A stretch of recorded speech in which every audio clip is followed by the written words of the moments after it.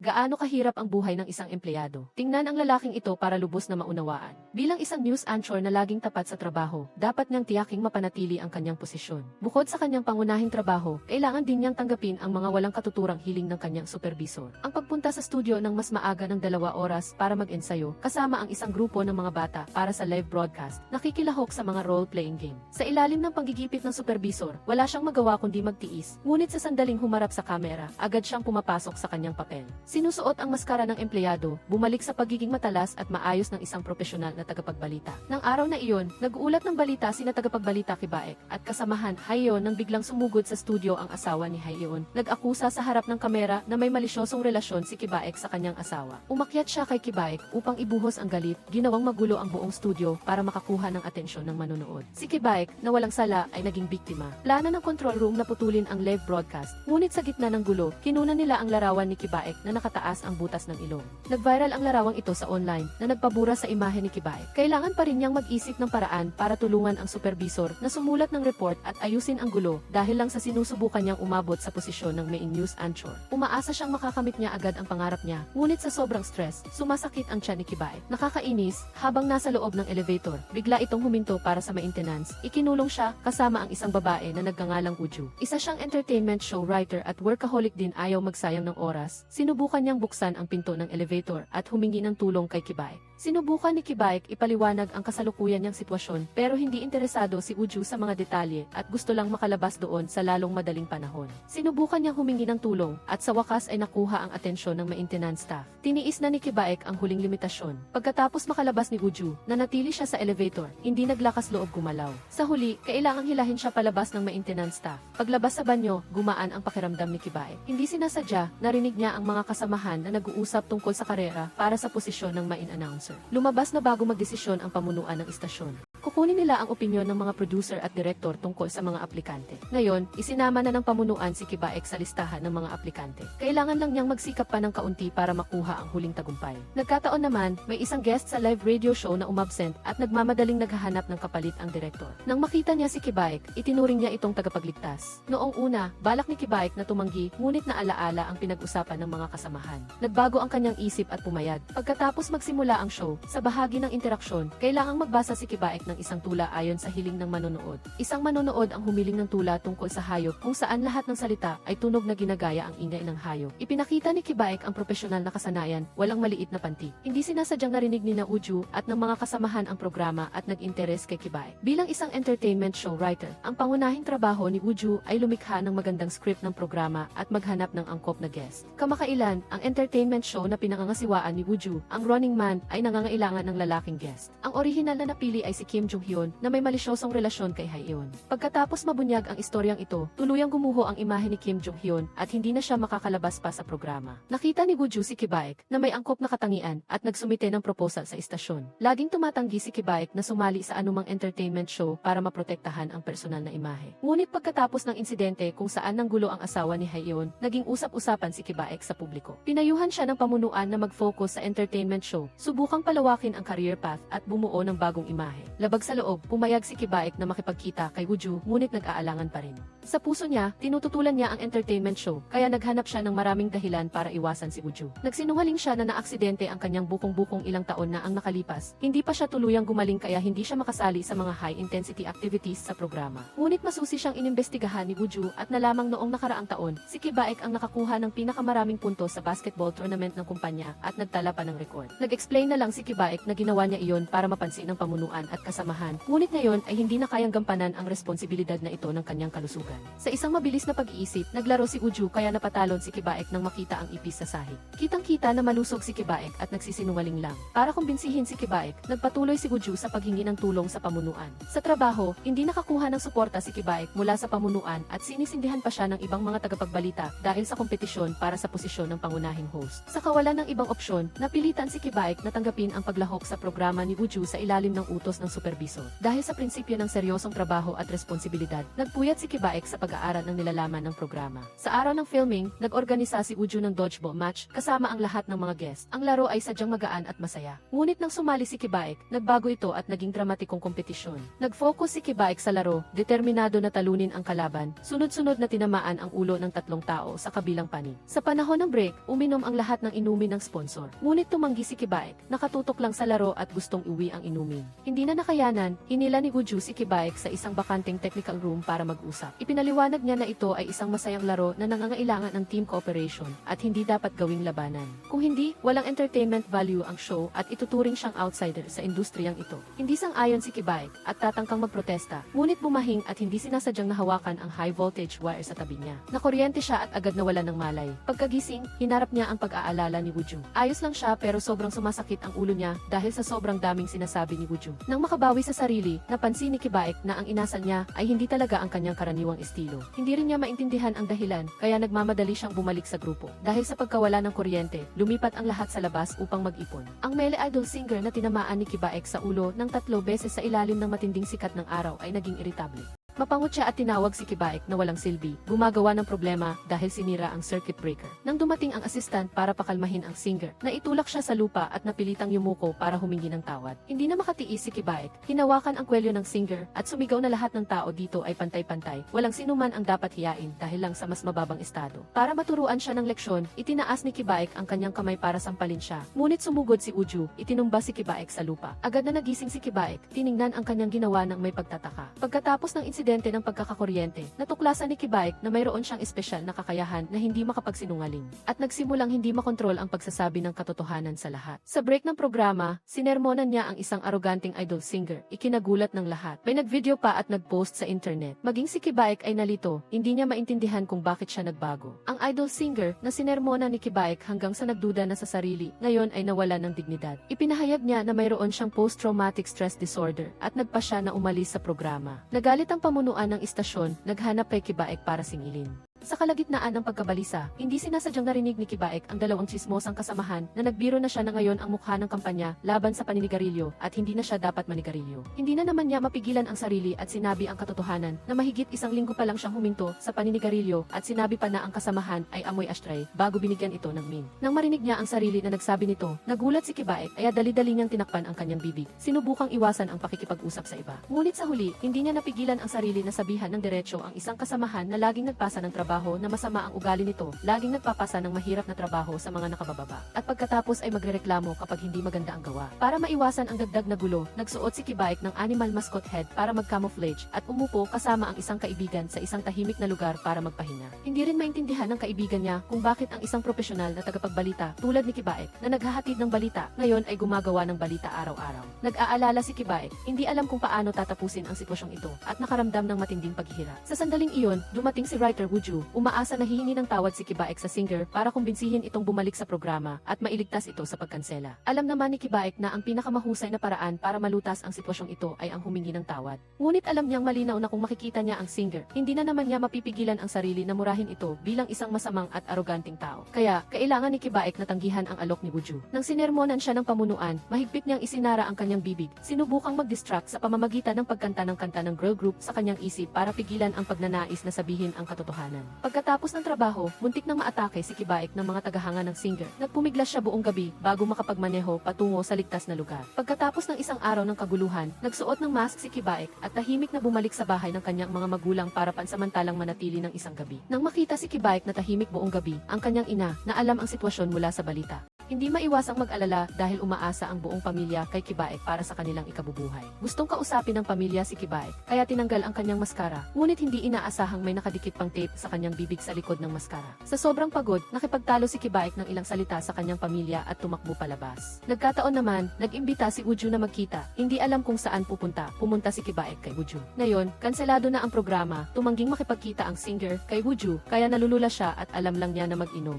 Sa totoo lang, alam ni Wooju na masama ang singer, marunong lang sumipsip sa mataas at mang-api sa mababa. Gayunpaman, dahil sa impluwensya nito, walang naglalakas loob magsalita. Kaya, lubos na nagpapasalamat si Wooju kay Kibaek dahil naglakas loob siyang pagalitan ito sa publiko at binigyan siya ng isang bote ng strawberry milk. Pagkatapos sabihin ang lahat ng kanyang saloobin, si Wooju ay sobrang lasing at muntik ng matumba. Mabilis na inalalayan ni Kibaek ang ulo niya. Pagkatapos ng ilang segundo ng pagtitigan, tuluyang nawala ng malay si Wooju. Hindi alam ni Kibaek ang address ni Wooju, kaya wala siyang nagawa kundi ipasama ito sa pulis. Kinabukasan, tinawag ng pamunuan si Kibaek at hiniling siyang magpahinga muna para ayusin ang sarili at iwasang gumawa pa ng gulo. Hindi na makatiis, nagreklamo si Kibaek na laging binibigyan siya ng pamunuan ng pinakamababang trabaho. Sumusumpa akong pagbabayarin kita. Tamang-tama, dumating si Wooju, pinakalma ang tensyonadong kapaligiran. Napansin niya na hindi ayos si Kibaek at naghinala na baka may side effects siya matapos makuryente, kaya gusto niyang magpa-check up ito. Bilang isang kilalang personalidad sa media, natatakot si Kibaek na makilala sa ospital kaya matindi siyang tumutol. Naalala niya ang pakikipagkita niya sa isang doktor habang naghahanap ng lalaking guest para sa programa, kaya nakipag-ugnayan siya rito. Pagkatapos tiyakin na pananatilihing confidential ng doktor ang impormasyon, dinala niya si Kibaek para magpatingin. Pinakalma ng doktor ang kanilang mga pag-aalala at tanging matapos lang masusing suriin ang kalusugan ni Kibaek ibinigay ang konklusyon. Hindi nagtagal, kumain ng almusal si Kibaek at inubos ang strawberry milk na ibinigay ni Wooju at tila nagsimula siyang bumalik sa normal, na maaaring malayang magsalita ng hindi totoo. Nang araw na iyon, naaksidente ang host ng Brand Award ceremony, kaya inanyayahan ng pamunuan si Kibaek na pumalit. Nag-ensayo siya ng husto para sa pambungad na talumpati at maayos ang lahat sa unang kalahati ng seremonya. Habang nagbibigay ng parangal ang iba, inayos ng makeup artist ang makeup ni Kibaek at patuloy na dinadampian ng poof ang kanyang mukha at noo. Pagkatapos bumahing, tila nagbago si Kibaek at hindi na niya makontrol ang sarili. Diretso niyang itinuro na sa ganitong maliliit na award ceremony, tanging ang mga tatanggap ng award lang ang uma-attend.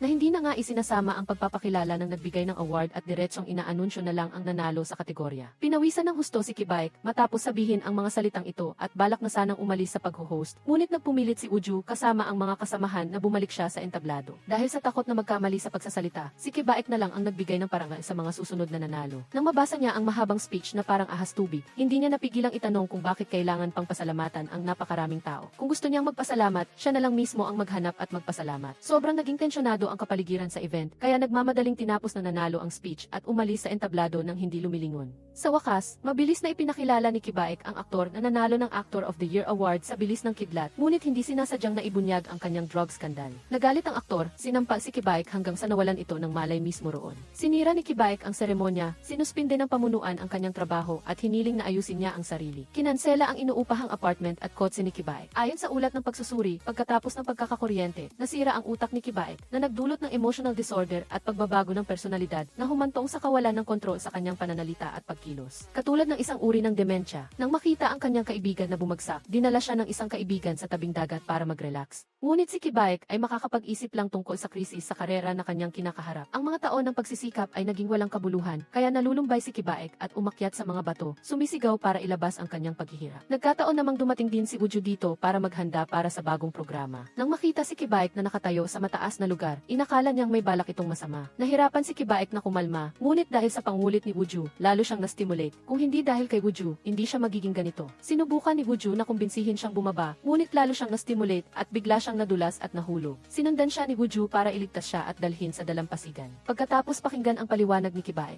naintindihan niya na ang lahat ay hindi pagkakaunawaan lang. Nang malaman niya na ang pinsala sa utak ni Kibaek ang nagdulot ng pagbagsak ng kanyang karera, nasaktan din si Wooju. Sinisisi ni Kibaek ang pakikipagkita kay Wooju dahil sa paglala ng sitwasyon at tinuring siyang bad omen, ayaw nang makita pa. Pagkatapos magpumiglas buong hapon sa dalampasigan, hindi natagpuan ni Kibaek ang kanyang kasama at hindi na gumagana ang telepono dahil basa. Wala nang ibang pagpipilian, kailangan niyang humingi ng tulong kay Wooju na may kotse. Pareho silang basa at ayaw ni Wooju na madumihan ang kanyang bagong kotse, kaya naghanap siya ng 2 set ng damit pang programa para magpalit sila. Napilitan si Kibaek na magsuot ng sleeveless shirt at shorts para umuwi. Sa daan pabalik, nakita ni Kibaek na maputla ang labi ni Wooju at mahina ang kanyang espiritu, kaya nag-aalala siyang nagtanong. Upang matiyak ang kaligtasan, sinabi ni Kibaek kay Wooju na ihinto ang kotse. Hindi nagtagal, nawala ng malay si Wooju. Binuhat siya ni Kibaek papuntang ospital para gamutin. Pagkatapos ng AV drip, bumalik ang sigla ni Wooju, ngunit gusto na niyang umuwi agad. Mahigpit si Kibaek na sinabihan siyang tapusin muna ang A-drip bago umalis. Pag-alis sa ospital, ayaw na ni Kibaek na guluhin pa si Wooju at nagplano na lang umuwi mag-isa. Bago sila maghiwalay, mahigpit na itinali ni Kibaek ang jacket sa baywang ni Wooju para hindi ito ginawin at magkasakit. Nang gabing iyon, ang pag-aalala at pag-aalaga ni Kibaek ay nagdulot ng kakaibang damdamin kay Wooju. Kinabukasan, may kasiglahan na nagpaplano si Wooju ng bagong programa kasama ang mga kasamahan ng dahan-dahang ipinabatid ng kasamahan ang hindi magandang pagsusuri ng pamunuan sa programa. Kasabay ng masamang balita, dahil hindi maganda ang performance ni Wooju at ng kanyang team kamakailan na may lumang pag-iisip, inanyayahan ng pamunuan si writer Hayaong para tumulong. Hindi estranghero si Wooju kay Hayaong. Noong baguhan pa si Hayaong, si Wooju ang personal na nagturo sa kanya sa trabaho. Noon, wala talagang karanasan si Hayaong. Madalas nagkakamali tulad ng maling pagtanda sa lokasyon ng interview o pagiging malilimutin at laging si Wooju ang nag-aayos ng gulo niya. Unti-unti, sinanay ni Wooju si Hayaong para maging kayang gampanan ang kanyang trabaho.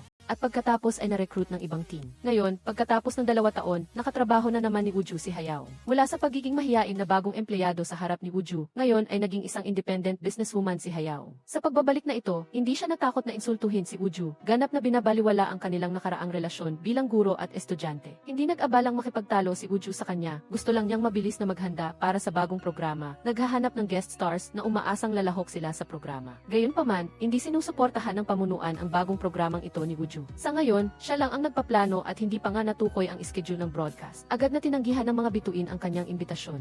Nang sumasakit ang ulo ni Wooju, biglang hinanap siya ni Kibaek. May naisip siyang paraan para makabalik sa dati. Noon, kapag nasa tabi lang ni Wooju si Kibaek at nakikita ang mukha niya, madali na siyang makapagsinungaling. Hinawakan niya ang kamay ni Wooju at sinubukang magsinungaling ulit, ngunit ayaw na niyang makipaglaro dito. Tamang-tama, isang male star, si Junghyun, ang lumapit at hinila si Kibaek palayo para maiwasan ang sobrang lapit niya kay Wooju. Magkabatch sina Kibaek at Junghyun sa high school, kaya nagkwentuhan sila ng sandali. Umalis si Wooju na iritable dahil nagkaroon siya ng ugnayan kay Junghyun at ayaw na niya itong makasalamuha. Bilang ex-boyfriend, gusto pa ring tulungan ni Junghyun si Wooju. Hindi alam ni Wooju kung paano, ngunit ayaw niya ring makot ang programa, kaya pumayag na lang siya. Si Kibaek ay nag-aalala pa rin tungkol sa hindi niya pagsisinungaling, kaya humingi siya ng payo sa kanyang doktor. Matapos marinig ang kamakailang karanasan ni Kibaek, naniniwala ang doktor na ang kababalaghang ito ay maaaring dahil sa isang memory effect. Sa simpleng salita, ang isang sitwasyon o pag-ugali ay maaaring maging parang isang switch na kumukontrol sa kakayahan niyang magsinungaling na tumutulong sa pagbukas o pagsara ng kanyang sintomas. Kung matagpuan ang switch na iyon, maaari itong makatulong kay Kibaek. Kinabukasan, bumalik si Kibaek sa pagtatrabaho sa istasyon ng TV. Para maiwasang makapagsalita ng hindi maganda, halos tahimik lang siya at tiniis ang mga mapanuksong salita mula sa kanyang mga kasamahan.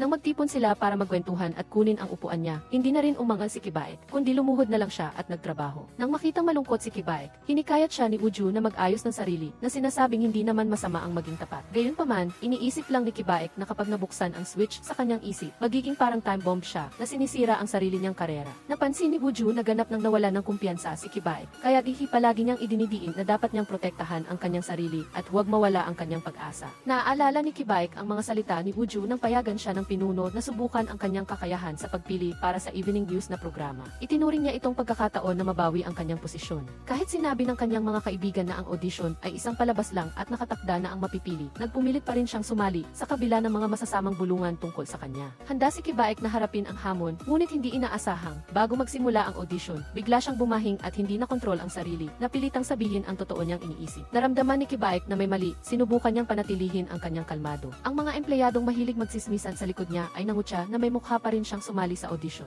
Dahil sa earphones, narinig ni Kibaek nang malinaw ang lahat at ang mga matatapat na salita ay handa nang lumabas. Mahigpit niyang isiniksik ang kanyang kamao sa kanyang bibig at ang kanyang ekspresyon ay lalong naging baluktot. Nakahalata si Wooju na may hindi maganda habang nakatayo sa malapit, kaya nahulaan niya na ang switch sa isip ni Kibaek ay naka-on, kaya lumapit siya at seryosong hinikayat ito. Dahil sa paghikayat ni Wooju, nabawi ni Kibaek ang kanyang kumpiyansa at nag-perform ng profesional sa harap ng kamera na nagpatigil sa lahat ng pagpuna. Sa panahon ng break, sa pamamagitan ng earphones, nalaman ni Kibaek na ang tagapagbalita para sa evening news ay nakatakda na dahil sa malaking bilang ng fans na nagdadala ng malaking kita sa istasyon ng V. Sa harap ng benepisyo sa pananalapi, ang karangalan at dignidad ng pamamahayag ay hindi na nabigyan ng puwang. Nang makita si Wooju na nakatayo malapit at sumusuporta, naalala ni Kibaek ang kanilang talakayan tungkol sa kahulugan ng balita. Para kay Kibaek, siya ay laging tapat sa prinsipyo ng pag-ulat ng katotohanan at pagbuo ng tamang halaga para sa mga manonood at hindi nagsisinungaling. Para protektahan ang tunay na pamamahayag, nagpahayag siya na aalis na sa industriya ng pamamahayag, lalayo sa huwad at bulok na lugar na ito. Nang marinig ng pinuno ang talumpati ni Kibaek ay sisihin sana niya ito, ngunit bumahing si Kibaek at agad na nagbago sa truth mode mode, lumapit sa pinuno at inuulan ng mura. Sa gitna ng tingin ng lahat, umalis si Kibaek na puno ng kumpiyansa. Dahil kay Wooju, natuklasan niya ang tunay na kahulugan ng pamamahayag at pagtatanggol sa kanyang paniniwala at pangarap. Ang anchor na si Nam ay biglang nakaranas ng kawalan ng kakayahang magsinungaling. Nag-expose sa huwad na pinuno at nagbitiw ng walang pag-aalinlangan. Ngunit ang pagkawala ng kanyang pinagkakakitaan ay nagdulot sa kanya ng panibagong pagsubok. Ang screenwriter na si Wooju sa istasyon ng TV. Inamin ng mga kasamahan ang kakayahan ni Hayaong at siniraan si Wooju sa likod niya. Noong gabing iyon, umuwi si Wooju na gulong-gulo ang isip at napansing nandito rin si Kibaek. Lumabas na inuupahan ng pamilya ni Kibaek ang bahay ng nanay ni Wooju at pagkatapos mawala ng kita, kinailangan niyang umasa sa kanyang mga magulang at pansamantalang nanirahan sa imbakan sa itaas. Medyo nagsisisi si Kibaek sa kanyang padalos-dalos na desisyon na magbitiw, ngunit alam niyang tama ang ginawa niya. Kahit na maaari siyang bumalik, pipiliin pa rin niyang gawin iyon. Tila may pagkakatugma sa kanilang mga isip, napansin ni Kibaek na si Wooju ay nag-aalala. Kinabukasan, bumalik sa ayos ang loob ni Wooju. Sinamantala niya ang pagkakataong makipag-usap kay Junghyun tungkol sa nilalaman ng kanilang bagong programa bago pa man makakilo si Hayao. Sinubukan ni Junghyun na balikan ang nakaraan nilang dalawa, ngunit ayaw nang magbalik tanaw ni Wooju, kaya mabilis niyang tinapos ang pag-uusap. Habang mas nagpapakita siya ng pag-iwas, lalo namang nagiging parang isang dark knight si Junghyun na laging handang ipagtanggol siya. Isang sikat na bituin na may masamang ugali ang lumapit kay Wooju upang makipagtalo tungkol sa pagpili ng aktor. Narinig ni Junghyun ang ingay at agad na dumating, ginamit ang kanyang reputasyon bilang pambansang manugang upang kalabanin ang kabilang panig at tinulungan si Wooju na paalisin ang nanggugulo. Pagkatapos, ang buong grupo ay nagdinner ng magkasama. Gustong-gusto ng may-ari ng restaurant si Junghyun, kaya binigyan niya ang grupo ng isang plato ng kanilang pinakamasarap na maanghang na pagkain. Hindi talaga kumakain si Junghyun ng maanghang na pagkain, ngunit sinubukan pa rin niya kumain ng isang kagat at agad na namula ang mukha niya. Naalala ni Wooju noong dati, alam ni Junghyun na gusto niya ang maanghang na pagkain, kaya kahit na kailangan niyang uminom ng tubig na walang tigil, sinikap pa rin niyang kumain kasama siya. Ang alaala na iyon ay labis na nakaantig kay Wooju. Samantala, si Kibaek ay abala sa paghahanap ng trabaho. Alam niyang maaari siyang makapagsalita ng totoo anumang oras at masira ang lahat, kaya wala siyang maisip na trabahong babagay sa kanya. Isang bata ang nakakita kay Kibaek na bumubulong mag-isa at lumapit upang makipag-usap. Kinuwento ng bata na wala siyang tatay at ang kanyang nanay ay sobrang abala sa pagtatrabaho sa istasyon ng TV, kaya wala itong oras para makipaglaro sa kanya. Kailangan niyang mag-isa pumunta sa parke para mag-practice ng pagbibisikleta. Naawa kay Kibaek sa bata, kaya tinulungan niya itong magsanay. Pagkalipas ng ilang sandali, mariing sinabi ng bata kay Kibaek na bitawan na siya. Kahit na nahulog siya, pinagpaglang ng bata ang alikabok, tumayo at nagpatuloy sa pagsasanay. Dahil sa katatagan ng bata, nakaramdam si Kibaek ng hiya sa sarili. Pagkatapos nito, hinila si Kibaek ng isang kaibigan upang bisitahin ang isang senior sa larangan ng balita. Ang taong ito ay dating sikat na anchor at idolo ni Kibaek. Ngayon, siya ay isang freelance anchor na naglalakbay kung saan-saan para kumita ng pera. Ngunit sa mata ni Kibaek, ang senior na iyon ay dating isang mahusay na anchor at ngayon ay naging isang host sa isang maliit na parke na nagiging palakaibigan sa mga matatandang hindi na matandaan ang kanyang pangalan. Hindi nahiya ang senior. Sa halip, natuwa siya dahil nagtatrabaho pa rin siya at nakaschedule na para sa susunod na programa. Bilang isang taong may karanasan, naunawaan niya ang sitwasyon ni Kibaek. Pagkatapos niyang tapusin ang kanyang trabaho, inialay niya ang karamihan sa kanyang sweldo kay Kibaek. Umaasang makakabangon ito sa lalong madaling panahon. Sa gabi, pauwi na si Kibaek. Nagkasalubong sila ni Wooju. Sama silang naglakad patungo sa tawiran, naghihintay sa berdeng ilaw. Muntik nang masagasaan si Wooju ng mabilis na motor. Ngunit sa kabutihang palad ay nahila siya ni Kibaek. Muntik nang matumba si Wooju sa pagkakabigla, ngunit mahigpit siyang hinawakan ni Kibaek sa kanyang mga braso. Naguluhan si Wooju at itinulak si Kibaek palayo. Nahihiya at kinikilig sa sandaling iyon ng pagiging malapit. Nang malapit na sila sa bahay, lumihis si Kibaek ng direksyon at umupo sa ilalim ng puno para mag-isip. Mas nakakaramdam siya ng kapayapaan dito kumpara sa bahay ng kanyang mga magulang. Si Wooju na abala sa trabaho buong araw at hindi pa kumakain, ay nagpa siyang sumalo kay Kibaek sa kanyang unang pagkain sa araw na iyon. Pareho silang nasa parehong sitwasyon sa karera, kaya nagkaunawaan at nagdamayan sila. Hindi sinasadyang nadumihan ni Kibaek ang kanyang damit habang kumukuha ng pagkain. Binigyan siya ni Wooju ng tissue para ipunas at nagtama ang kanilang mga mata sa malambing niyang tingin. Para maiwasan ang pagkailang, kinuha ni Kibaek ang tissue at nagpunas ng damit. Pagkatapos kumain, ibinigay ni Kibaek ang kanyang notebook kay Wooju. Sa tuwing nawawalan siya ng tiwala sa buhay, binabasa niya ulit ang notebook na ito para palakasin ang loob niya. Naaalala ang mga salita ng pagpapalakas loob ng nakatatandang kasamahan, nalunod sa pag-iisip si Kibaek. Tulad ng sinabi ng nakatatanda, nasa gitna si Kibaek ng mga sangandaan ng buhay, bigo sa karera, at ang matatanda niyang magulang ay kailangang magtrabaho ng husto. Isang araw, binuksan ni Kibaek ang aircon sa 18. Pinakilala ng kaibigan ni Kibaek sa kanya ang isang trabaho, ang pagtuturo ng kasanayan sa pagpepresenta sa mga anak ng mayayamang pamilya. Sa simula, nag-alala si Kibaek na baka makapagsalita siya ng masama habang nagtuturo, ngunit naakit pa rin siya sa 4 na beses na mas mataas na sweldo. Habang nagtuturo, ang bata ay hindi nakikinig at gumamit ng balahibo para kulitin si Kibaek. Nagpigil siya, ngunit nabasa siya ng water gun. Dahil sa sipon, bumahing si Kibaek at nagsimulang mawala ng kontrol. Napagtanto niya na tuwing bumabahing siya, nawawalan siya ng kontrol sa sarili, kaya sinabi niya ito sa doktor. Pinayuhan siya ng doktor na alalahanin ng mabuti ang proseso ng pangyayari upang matukoy ang dahilan. Habang naglalakad sa kalsada, nakita ni Kibaek ang isang mekaniko. Dahil sa kislap ng makina, kaya nataranta siyang itinulak ang ibang tao para iwasan ang peligro. Biglang may naisip si Kibaek. Sa tuwing natitigil ang kakayahan niyang magsinungaling, ito ay kapag may physical contact si Woo Ju sa kanya. Nagsimula na si Woo Ju sa pagsasabi ng kasabihan at nais niyang magkasama silang magplano para sa bagong programa. Ang mga bagay na hindi mo kayang gawin o ayaw mong gawin, nagpa siya akong magagawa natin iyon ng magkasama. Plano mo bang magpatuloy sa pag-aaksaya ng oras na parang isang tanga? Sa pagkarinig nito, medyo nagalit si Kibaek. Pakiramdam niya ay hindi naiintindihan ni Woo Ju ang sakit sa kanyang puso at minamaliit siya. Nakuryente ka na ba? Alam mo ba kung anong pakiramdam ng bibig na parang sirang gripo na patuloy sa pagdaloy? Si Woo Ju ay matagal nang dumaan sa maraming pressure sa trabaho. Ngunit ang pagkakataong ito ay naglabas din ng lahat ng kanyang hinanakit. Ang kanilang pag-aaway ay huminto lamang nang biglang nag-brownout. Sa dilim, hinawakan ni Kibaek ang kamay ni Woo Ju at inilagay sa dibdib niya. Ngayon ay natagpuan na niya ang paraan upang kontrolin ang switch at nagpasya siyang isagawa ang programa kasama si Woo Ju. Nagsimula silang maghanda para sa bagong programa. Nang makita si Woo Ju, umiti si Jung Hyun at lumapit. Ngunit mabilis niyang napansin na kahit nakangiti rin si Woo Ju, ang mga mata nito ay nakatingin kay Kibaek. Ang lalaking may kakayahang sabihin ang nilalaman ng kanyang puso nang hindi makontrol. Inimbitahan siyang sumali sa isang reality show sa GE tungkol sa pag-ibig. Ngunit wala siyang spark na naramdaman sa babaeng guest. Sa halip ay nagkaroon siya ng damdamin para sa screenwriter ng programa.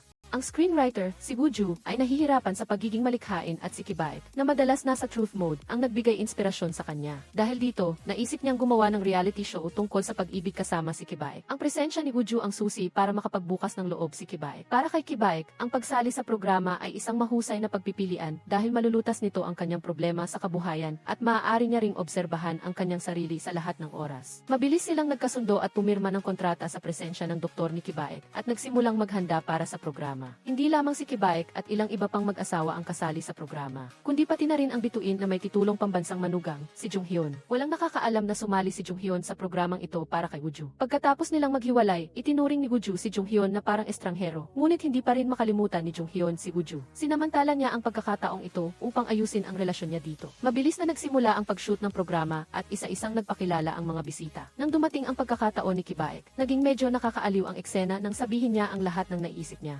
Ibinahagi niya na nagtrabaho siya sa istasyon ng TV sa loob ng 8 taon, ngunit sa huli ay sinibak dahil sa problema. Hindi lang niya ibinunyag na wala siyang trabaho ngayon, pati na rin ang pagreklamo ni Kibaek sa harap ng maraming tao na napakaraming kamera, kaya hindi niya maipakita ang kanyang sarili ng totoo. Ang kakaibang pagpapakita na iyon ay nagdulot ng pagkalito sa lahat ng nasa set. Hindi nila maintindihan kung ano ang nangyayari. Kabaliktaran kay Kibaek, na tense at nautal sa pagsasalita. Si Jung Hyun ay sapat na ang ngiti niya at pagpapakilala ng kanyang pangalan para makuha ang puso ng mga babaeng bisita. Susunod ay ang personal na interview. Pagkatapos ng huling pagsasalita niyang hindi maganda, si Kibaek ay mukhang parang lobo na nalambot. Nakatayo si Woo Ju sa tabi niya, itinaas ang kanyang hinlalaki para hikayatin siyang magpakita ng maganda. Sinubukan ni Kibaek na magbalik loob, ngunit tuwing haharap siya sa kamera ay nagsisimula siyang magsalita ng walang kabuluhan, kaya walang nakakaintindi sa gusto niyang sabihin. Hindi na matiis ni Woo Ju ang makita, kaya hinila niya ito sa gilid para kausapin. Ito ay isang reality show sa GE tungkol sa pag-ibig na may 4 na lalaki at 3 babae. Ang misyon ni Kibaek ay ipakita ang kanyang sarili ng mapagkakatiwalaan at mahinahon. Pagkatapos ng isang masipag at matinding kompetisyon, ang mananalo lang ang makakakuha ng puso ng maganda at makakakuha ng pagmamahal ng mga manonood. Naintindihan ni Kibaek ang ibig sabihin ni Woo Ju at ginawa niya ang kanyang makakaya sa mga sumunod na laro. Sunod-sunod niyang inalis ang 2 lalaking contestant. Pero sayang, natalo siya kay Jung Hyun sa huli dahil hindi niya naprotektahan ang kanyang babaeng kalaro para hindi ma-injury sa paa. Binigyan ni Kibaek si Yeong ng band-aid at ang atensyon na iyon ay nakaantig sa kanya. Sana sa susunod na laro ng pagpapares, magkapili sila. Dumaan si Woo Ju kay Jung Hyun at nakita niya si Kibaek at Yeong na masayang nag-uusap kaya nalungkot siya. Sa panahon ng pahinga, hindi sinasadyang narinig ni Kibaek ang pag-uusap ng mga staff ng programa na nangutya na inimbitahan lang siya sa programa dahil sa kanyang bumagsak na karera at dahil suhol niya ang screenwriter na si Woo Ju. Mahigpit na kinuyong ni Kibaek ang kanyang kamao, pinipigilan ang kanyang galit. Nang dumating si Woo Ju, hinawakan niya ang kamay nito at idiniin sa kanyang dibdib. Pinatay ang switch ng pagsasabi ng totoo. Pagkatapos, sinadya niyang magsalita ng malakas, nilinaw ang relasyon nila ni Woo Ju upang protektahan ang reputasyon nito. ito. Nalaman ng nanay ni Kibaek na sumasali siya sa programa at nagplano siyang magpadala ng coffee cart sa set para suportahan siya. Ngunit ang pagbili ng coffee cart ay nangangailangan ng 1.2 milyong won. Pagkatapos mag-isip-isip, nagpa siya siyang gumawa na lang ng sarili niyang inumin tulad ng matamis na rice drink at punuin ang dalawang malaking kahon. Pinakiusapan ang nakababatang kapatid ni Kibaek na dalhin ito sa set. Nagplano si Kibaek na gamitin ang pagkakataong ito para ipakita ang kanyang sarili sa lahat. Ngunit hindi inaasahan, ang manager ni Junghyun ay nagtayo ng tent mismo sa set at naghanda ng maraming masasarap na pagkain para kainin ng lahat, kaya di tuluyang natabunan si Kibaek. Para maiwasan ang kahihiyan sa harap ng lahat, naisip ni Kibaek na unahin ng linisin ang mga kahon ng pagkain. Agad na napansin ng kanyang nakababatang kapatid ang kanyang intensyon at hindi siya natuwa sa ginawa niya. Sa sandaling ito, napansin ng mga staff na dumadaan ang mga bote ng matamis na rice drink at isa-isa silang kumuha. Pumili si Kibaek ng isang bote na gusto niyang ibigay kay Wooju, ngunit umiinom ito ng inumin mula kay Junghyun. Sumuko na lang si Kibaek at sa maikling panahon, naubos na ang laman ng dalawang kahon ng matamis na rice drink. Sakto namang dumaan si Wooju at nakita ni Kibaek na gusto rin niyang uminom, kaya ibinigay niya ang huling bote sa kanya. Nakita ito ni Junghyun at medyo hindi siya natuwa. Pagsapit ng gabi, inihayag ng production team na tapos na ang filming, ngunit pag alis nila, marami pa ring kamera ang nakatutok sa mga lalaki at babaeng bisita na mailayuning i-record ang kanilang pinakatotoo at pinakakawili-wiling mga sandali. Nagtipon ang lahat upang talakayin ang sinabi ng production team ngayon. Ang apat na lalaking bisita ay mayroong isa common factor. Kung sino ang makakahanap ng factor na ito ay magkakaroon ng kalamangan. Nag-aral ang lahat ng matagal, ngunit hindi pa rin mahanap ang common factor sa pagitan ng mga lalaki. Ang grupo ni Junghyun na nanalo sa laro ngayon ay naglabas ng pahiwatig na papel na natanggap nila kung saan may nakaguhit na maliit na pusa. Parang pamilyar kay Junghyun ang pusang ito, ngunit hindi niya matandaan kung saan niya ito nakita. Unti-unting nagsimulang lumipad ang mga lamok sa paligid at may kumuha ng nasal spray at nag-spray ng todo. Hindi na nakapagpigil si Kibaek at bumahing, agad na naging masama ang kanyang kutis. Siya, na hindi umiinom ng alak, ay biglang kumuha ng bote ng alak at ininom ito nang hindi nagsasalita. Hindi nagtagal, nagsimula ang lahat sa pag-awit upang pasiglahin ang kapaligiran. Nang makita ang magandang kapaligiran, nagtalaga ang production team ng isang misyon para sa bawat isa. Iniutos sa kanila na magpadala ng mensahe sa taong pinakaakit sa kanila. Si Kibaek, na naka-on ang truth mode, ay naghahanda na sanang magpadala ng mensahe, kay Yuyeong nang bigla niyang napansin na may nakadikit na piraso ng damong dagat sa ngipin nito. Nagsimula siyang mag-type ng totoo niyang iniisip nang hindi nakokontrol. Pagkatapos mag-type ay binura niya, at sa huli ay nagpadala ng mensahe na magtingin sa salamin. Matapos basahin ang mensahe, lahat ng nasa production team ay nalito. Parang naintindihan ni Wooju kung bakit ginawa iyon ni Kibaek, at hindi niya maiwasang mapangiti ng palihim. Sa gabi, sinuri ni Wooju ang footage ng filming ngayong araw. Ang lahat ng aksyon ni Kibaek ay lumabas sa kanyang isip. Hindi niya alam na nagsimula na siyang ma-attract. Kinabukasan, tinanong ni Yuyeong si Kibaek tungkol sa kahulugan ng mensaheng ipinadala niya noong nakaraang gabi. Ayaw sabihin ni Kibaek ang totoo, na ikinagalit ni Yuyeong. Direkta niyang sinabi na ang trabaho ni Kibaek dito ay maging suporta lamang kay Junghyun upang makalikha ng kahangahangang imahe para sa mga manonood kahit pa bilang isang kontrabida. Ang mga salitang ito ay nagpamali-interpret kay Kibaek na iyon ang orihinal na intensyon ni Wooju nang imbitahan siya na sumali sa palabas. Pagkatapos, ang mga panauhing lalaki at babae ay bumuo ng magkakahiwalay na grupo upang lumahok sa isang laro ng paglalakad. Ayaw ni Kibaek na makasama si Junghyun, kaya iginya niya si Yuyeong sa ibang landas. Ang kapaligiran sa kagubatan ay pinalamusan sa estilong horror film.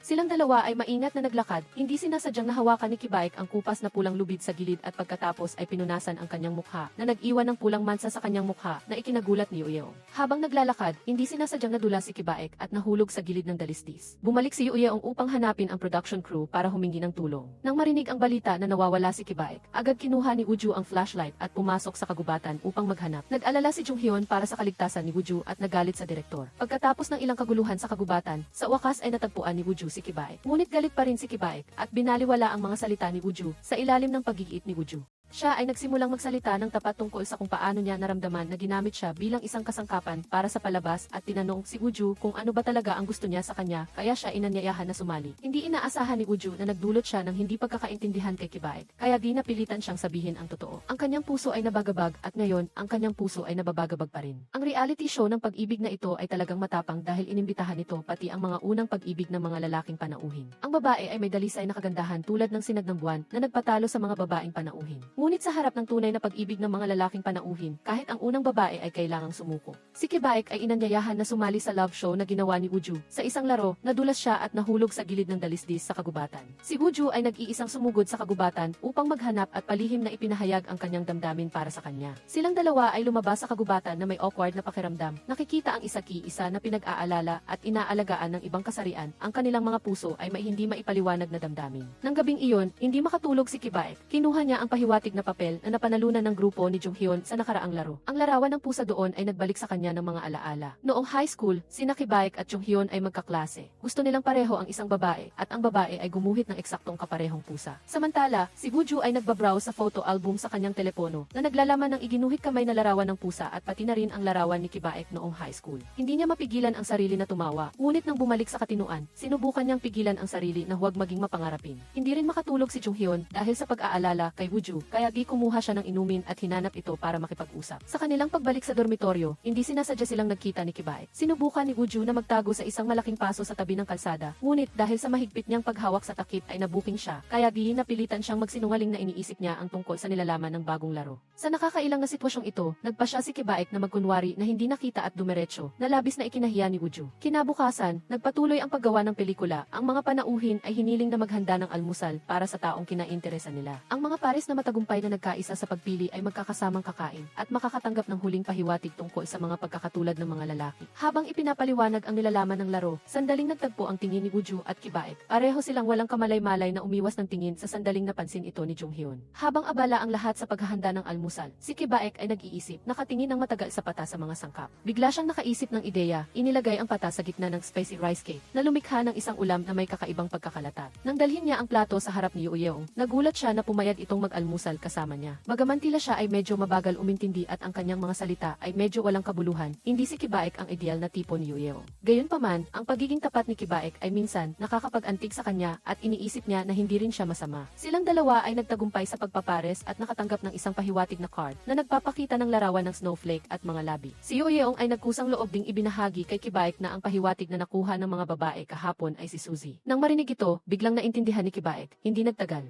Natanggap ng production team ang tamang sagot mula sa isang lalaking panauhin. Agad na luminaw ang lahat. Ayon sa ayos ng production team, isang babae na nakasuot ng mahabang puting damit, si Cho-hui, ay dahan-dahang lumapit na may hawak na baukwet. Si Cho-hui ang unang pag-ibig ni Kibaek at siya rin ang unang pag-ibig ng lahat ng lalaking panauhin. Siya ang pagkakapareho ng mga lalaki. Noong high school din, parehong nagkagusto sina Jonghyun at Kibaek sa isang babae. Ang pagdating ni Cho-hui ay nagbukas ng isang bagong kabanata para sa palabas. Si Jonghyun, na nagbigay ng tamang sagot, ay magkakaroon ng unang date kay Cho-hui. Bigla, isang diyosa na may eleganteng tindig ang lumitaw, na may malalim ding ugnayan sa mga lalaking panauhin na agad na nagpababa sa moral ng mga babaeng panauhin. Ang production team, upang makalikha ng highlight at pag-usapan, ay hiniling kay Cho-hui na mag-imbita ng isa pang tao na gagawing tatluhan ang date. Hindi nag-atubili si Cho-hui, pinili si Kibaek mula sa natitirang mga lalaki. Bago magsimula ang date, kusang humingi ng tawad si Wooju kay Kibaek. Nakita niya ang pangalan ni Cho-hui sa notebook ni Kibaek. Pagkatapos ay ikinonekta ang maraming pahiwatig kay Jonghyun at kinuha ang inspirasyon para sa programang ito mula kay Cho-hui upang alamin ang tungkol sa iba. Naintindihan at tinanggap ni Kibaek ang ginawa ni Wooju dahil sa huli, siya mismo ang kusang loob na nagbigay ng notebook sa kanya. At kahit gamitin pa ni Wooju ang impormasyon sa loob, wala itong anumang problema. Ang pagkikita kay Cho-hui sa programa ay isang bagay na hindi naisip ni Kibaek at ang dahilan kung bakit sumali si Cho-hui ay dahil gusto niyang makita si Kibaek. Ang lugar para sa tatluhang date ay itinakda sa isang amusement park. Ngayong nagsisimula pa lang ang date, isang mapaglarong bata ang nakakilala kay Kibaek at patuloy na nagpaputok ng bubble toy sa kanya. Hindi nakayanan ni Kibaek ang stimuli, umubo siya, hindi sinasadyang binuksan ang switch sa kanyang isip. Upang mapigilan ang pagsasabi ng mga matatapat na salita na maaaring makasakit sa iba, sa simula ay ayaw ni Kibaek na maglaro ng mga thrill ride, ngunit kalaunan ay nagbago ang isip. Nais ng production team na lumikha ng kapaligiran, kaya hiniling nila kina Wooju at iba pang staff na sumakay din sa game device. Nang magsimula ang device, nagsimulang umikot ang lahat at tumalon mula sa kanilang mga upuan. Nakita ni Kibaek na hindi nakahawak ng mahigpit si Wooju, kaya sa kanyang pagkalito ay sumugod siya sa kanya. Balak lang ni Kibaek na protektahan si Wooju, ngunit hindi sinasadyang nahawakan ang kanyang binti. Hinila siya palabas ng upuan, ginagawang isang komedya ang seryosong love show. Pagkatapos bumaba mula sa game device, nakilala si Jonghyun ng mga tagahanga at isa-isa siyang hinila para magpakuha ng litrato. May ilang humingi ng sobra, gusto nilang bayaran sila ni Jonghyun, kung hindi ay paano siya magiging karapat-dapat sa titulong National Son-in-Law. Hindi kinaya ni Kibaek ang sitwasyon na si Jonghyun ay tinuturo ng iba, kaya tumayo siya para ipagtanggol ito. Ang isang miyembro ng production team ay nag-alala na lalala ang sitwasyon, kaya nagmadali siyang kargahin si Kibaek at umalis. Nakita si Kibaek na nakikipagtalo ng malakas sa pulutong. Nag-alala si Wooju na magdudulot siya ng gulo sa production team at sinermonan siya. Sa huli, hindi napigilan ni Kibaek at sinabi ang katotohanan, ginawa ko na ang lahat ng bagay para kamuhian ng mga tao, ngunit sisikapin ko pa rin ang lahat para hindi maging pinakamasamang tao. Ang katapangan ni Kibaek ay hindi inaasahang nagdala ng maraming papuri sa kanya na nagpaakit sa lahat ng mga babae sa kanyang karisma. Nang gabing iyon, kaarawan ni Cho Hui. Ang mga lalaki at babaeng panauhin ay nagtipon upang ipagdiwang ang kanyang kaarawan. Nagkataon, kaarawan din ni Woo Joo ngayon. Matapos ang paggawa ng pelikula, lumitaw ang mga staff na may dalang birthday cake. Napansin ito ni Jung Hyun at ng lahat at saka lamang sila nagsimulang makaunawa. Sa sumunod na interview, nagsalita si Jung Hyun tungkol sa pakiramdam matapos makita muli ang kanyang unang pag-ibig. Sa katunayan, tahasan niyang ipinahayag ang kanyang tunay na damdamin kay Woo Joo. Ngunit ang puso ni Woo Joo ay hindi nakatuon kay Jung Hyun, hindi niya napansin ang malalim na kahulugan ng kanyang mga salita. Sa pamamagitan ng isang araw na malapit na pakikipag-ugnayan, napansin ni Cho Hui na marami nang nagbago kay Kibaek na naging mas kaakit-akit kaysa dati. Tuwirang inamin ni Kibaek na mayroon na siyang gusto. Hindi masyadong nag-alala si Cho Hui, ang damdamin ay mahirap hulaan. Baka magbago si Kibaek balang araw. Ang mga salita ni Cho Hui ay tila nagpagising kay Kibaek. Nagmadali siyang pumunta kay Woo Joo at tapat na nagpahayag ng kanyang damdamin. Bago matapos ang filming ng programa, hindi niya isa sa publiko ang kanyang damdamin upang mapanatili ang natural na relasyon kay Woo Joo. Masayang tinanggap ni Woo Joo ang alok ni Kibaek. Para ipagdiwang ang kaarawan ni Woo Joo, personal na ginawa ni Kibaek ang spicy rice cake at naghanda ng maliit na paputok. Nang maubos ang paputok na ito, isang mas malaki at mas magandang fireworks display ang sumiklab sa kalangitan hindi kalayuan.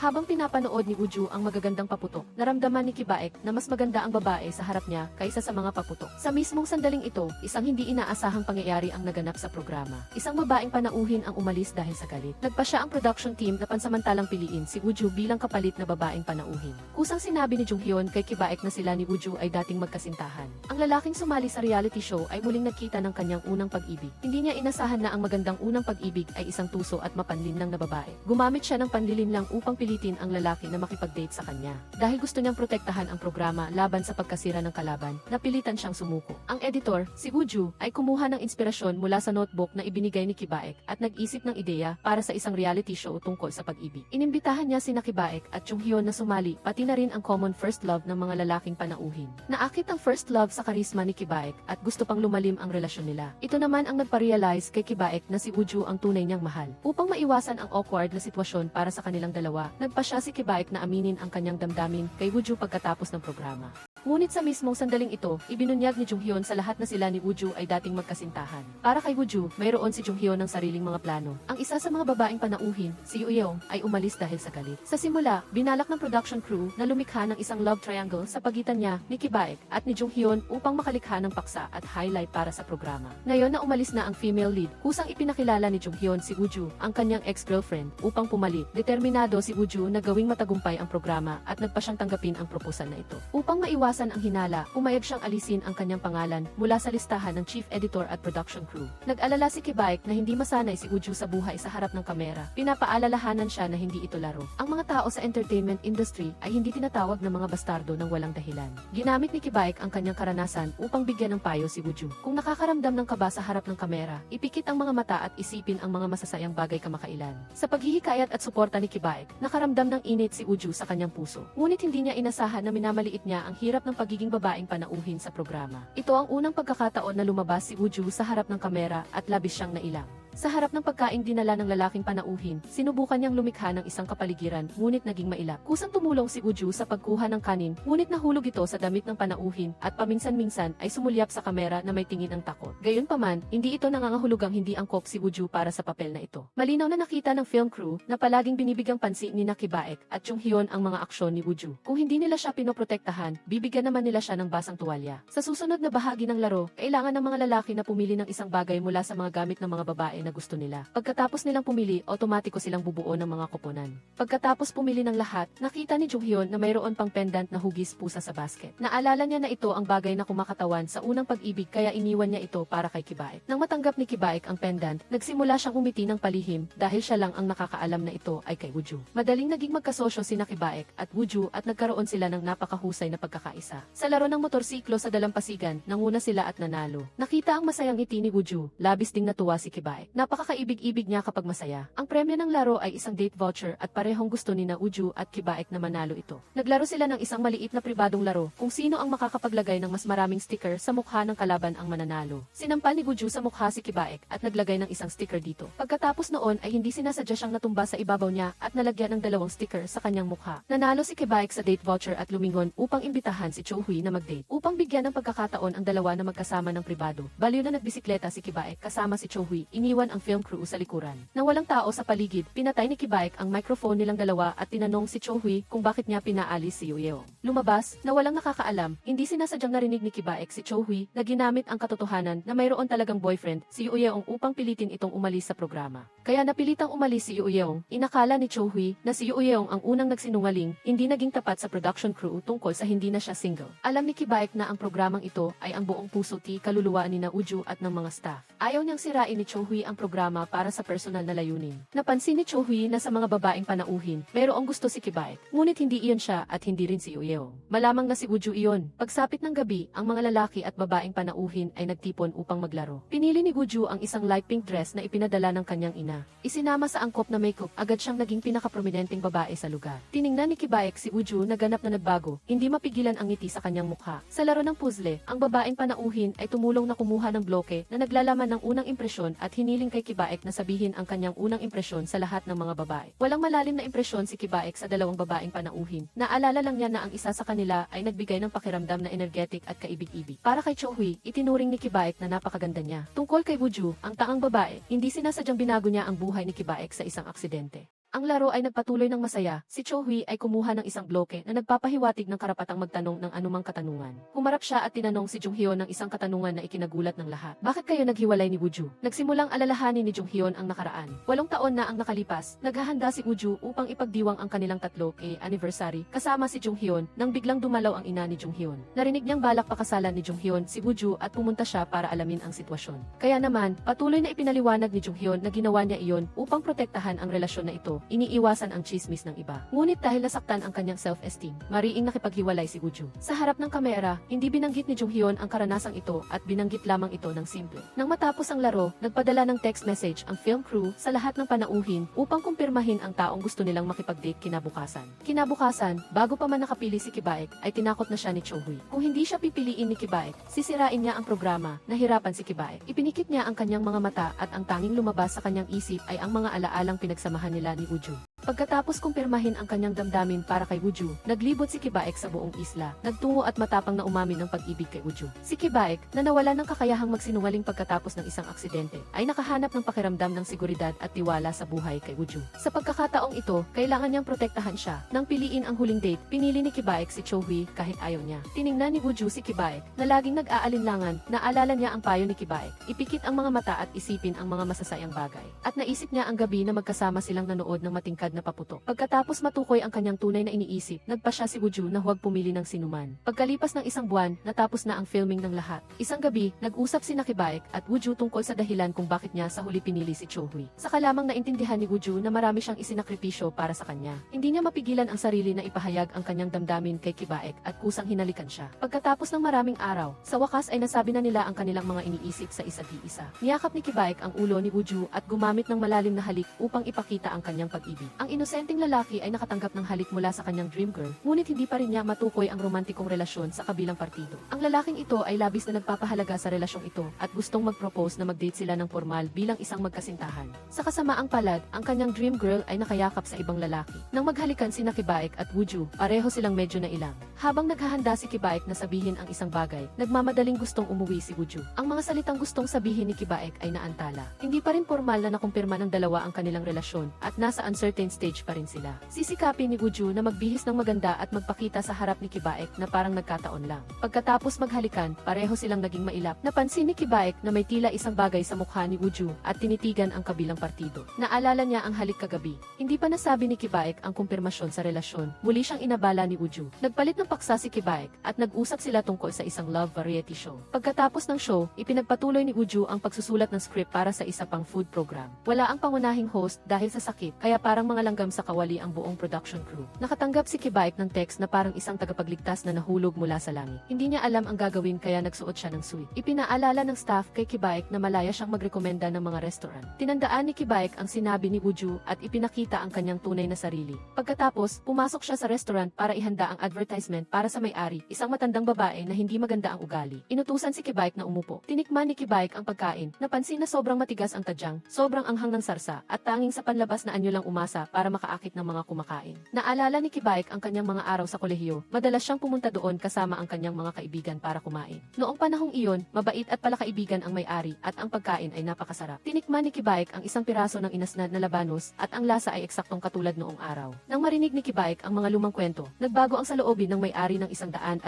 degrees at lumambot din ang kanyang tono. Ang sabi ng kanyang anak na lalaki at manugang ay nagbago na raw ang panahon at ang mga kabataan ay tumitingin lang sa panlabas na anyo ng pagkain at walang pakialam sa lasa. Bukod pa rito, pinayuhan din siyang maging isang mainitin ang ulong matandang babae gamit ang paraang ito para makakuha ng atensyon. Nang makitang nakumbinsi na ang may-ari, lumabas ang kanyang anak at manugang para pigilan ang pagpapatuloy ng shooting. Tinawag ni Wooju si Kibaek sa labas, narinig niya na masarap ang luto ng may-ari noon. Lumapit si Wooju sa harap ng may-ari, umaasang papayag siyang ipagpatuloy ang pagkuha ng pelikula. Sandaling nag-isip ang may-ari at upang maiwasan ang masamang epekto sa reputasyon ng kanyang restaurant na inalagaan niya sa loob ng maraming taon, muli siyang nagsuot ng apron, iniwan ang kanyang anak at manugang at nagtungo sa kusina. Mabuti man o masamang pagsusuri, maaari niyang tanggapin. Dahil sa tulong ni Kibaek, nakuna ng production team ang pinakatunay na larawan ng restaurant. Talagang pinahahalagahan ng direktor si Kibaek dahil sa pagiging tapat niya at nagpaplano pa siyang gawin siyang pangunahing host. Si Kibaek ay hindi masyadong interesado, basta si Wooju ang sumulat ng script, handa siyang sumali. Sayang at pansamantala lang si Wooju sa papel ng scriptwriter. Sinabi niyang bukas ay kailangan niyang mag-shoot ng advertisement para sa reality dating show. Nais ni Kibaek na umalis kasama si Wooju papunta sa lokasyon ng shooting. Tumanggi si Wooju dahil hindi sila nasa isang relasyon na ganoon ka-intimate para magkasamang sumakay sa sasakyan.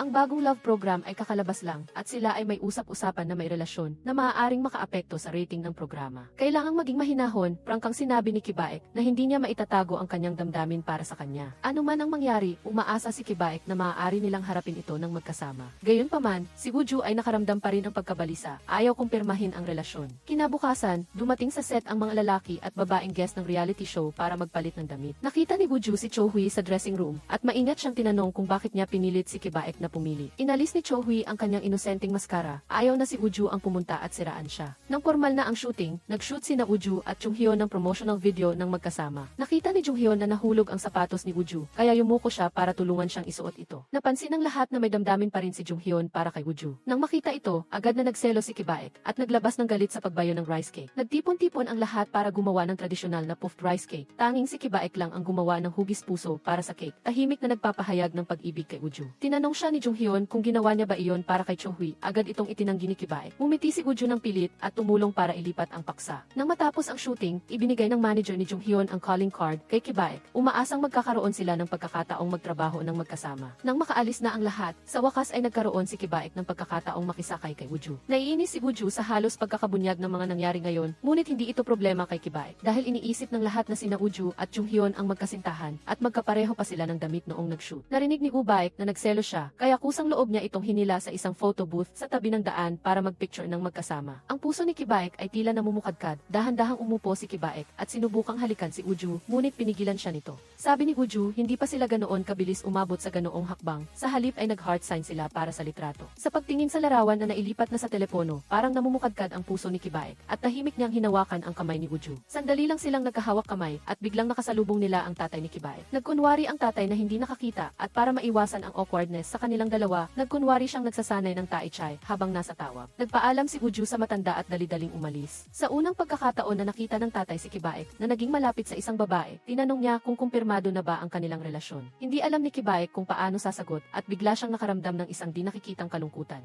Pagkatapos ng halik na iyon, sa tuwing nagte-text sa telepono, laging si Kibaek ang unang nagpapadala ng mensahe kay Wooju. Dagdag pa, hindi pa nila kailanman sinabi ng malinaw na itinuturing nila ang isa't-isa bilang magkasintahan. Hindi maintindihan ni Kibaek ang sitwasyon, naliligaw sa kalabuan. Pinalitan niya ang pangalan ni Wooju sa contact list ng isang tandang pananong. Kinabukasan, nakipagkita si Kibaek sa manager ni Junghyun para pag-usapan ang pagtutulungan. Sa oras ng pahinga, kusang loob na nag-text si Kibaek kay Wooju. Sumagot si Wooju na abala siya at walang oras para makipag-chat kay Kibaek. Sa totoo lang, si Wooju ay nasa bahay sa oras na iyon at ang kanyang ina, ang manager ng family hair salon, ay ginugupitan si Junghyun. Ito ang unang beses na bumisita si Junghyun sa ina ni Wooju. Wooju. Tungkol sa nakaraang nakalulungkot na paghihiwalay nila ni Wooju, napagtanto ni Jonghyun na hindi siya nag-isip ng mabuti. Akala niya ay mapoprotektahan niya si Wooju sa isang matamis na kasinungalingan, ngunit hindi niya inaasahan na labis niya itong nasaktan. Taos pusong humingi ng tawad si Jonghyun, habang si Wooju ay nagtatago sa loob ng bahay at nakikinig sa huli na paghingi ng tawad na ito. Medyo napatawad na niya ito, ngunit alam niyang wala na silang pagkakataon ni Jonghyun na magkabalikan. Ang tanging magagawa niya ay yakapin si Jonghyun para aliwin. Si Kibaek, na naghintay ngunit hindi nakita ang sagot ni Wooju, ay nagpa siya na maging matapang at sabihin ang kanyang tunay na damdamin kay Wooju. Pagdating niya sa pintuan ng bahay ni Wooju, nakita niya sina Wooju at Jonghyun na magkayakap. Sadyang may kapalaran ang dalawang matalik na kaibigan na ito at iisa ang kanilang first love. Noong nasa hustong gulang na sila, tila natapos na ang kanilang relasyon, ngunit nagkita silang muli nang hindi sinasadya sa isang reality show at parehong naakit sa ibang babae. Sa isang pagkakataon na pumunta si Jonghyun upang humingi ng tawad sa kaibigan ni Wooju, nabawasan ang mga alalahanin niya. Ngunit sinabi ni Wooju na gusto niya si Kibaek at hindi na niya maipagpapatuloy ang relasyon nila ni Jonghyun. Si Jonghyun, na nalulumbay, ay handa nang umalis nang bigla siyang himatayin at napahandusay sa bisig ni Wooju. Sa sandaling iyon, dumating si Kibaek at sinamahan niya si Wooju sa pagdadala kay Jonghyun sa ospital. Sinabi ng doktor na himatayin si Jonghyun dahil sa labis na pagod. Nakaramdam ng awa si Wooju dahil labis na nagpagod si Jonghyun dahil sa kanya. Samantala, hindi maiwasang makaramdam ng inis si Kibaek nang makitang malungkot ang mahal niya dahil sa ibang lalaki. Nang mas gumaling si Jonghyun, iniuwi siya ni Kibaek. Bagaman nag-aatubili, sinabi ni Jonghyun kay Kibaek na gusto siya ni Wooju. Agad na kinuha ni Kibaek ang kanyang telepono at nagpadala ng text kay Wooju para kumpirmahin ang kanilang relasyon. Pakiramdam naman ni Wooju ay matagal na silang magkasintahan.